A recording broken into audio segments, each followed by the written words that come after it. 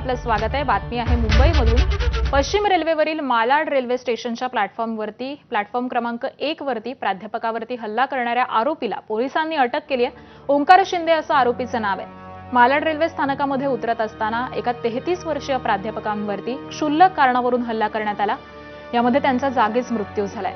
आलोक सिंग असं मृत व्यक्तीचं नाव आहे। ते विलेपार्ले इथल्या NM कॉलेजमध्ये प्रोफेसर होते।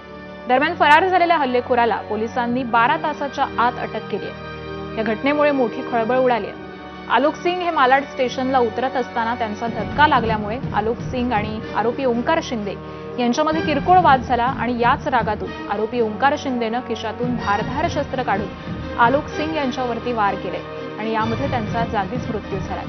या घटनेमुळे रेल्वे प्रवाशांमध्ये भीतीचं वातावरण असून पोलीस सध्या पुढील तपास करत आहेत।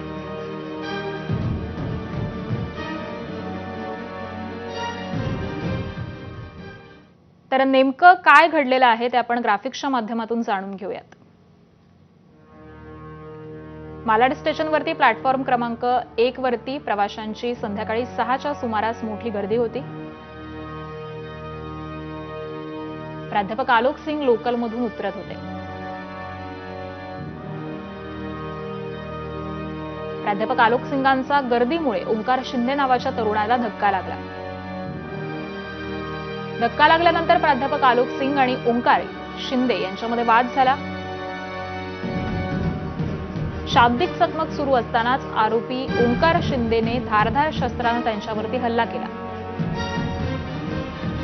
धारदार शस्त्र पोटात खुपल्यामुळे प्राध्यापक आलोक सिंग रक्ताच्या थारोळ्यामध्ये पडले। प्रवाशांनी पोलिसांनी तातडीनं रुग्णालयात त्यांना हलवलं, पण तोपर्यंत प्राध्यापक आलोक सिंगांचा मृत्यू झाला होता। हल्ला करताच आरोपी ओंकार शिंदे गर्दीचा फायदा घेऊन तिथून पसार झाला। रेल्वे पोलिसांकडून CCTV तपासून 12 तासांमध्ये आरोपीला बेड्याही ठोकण्यात आल्या।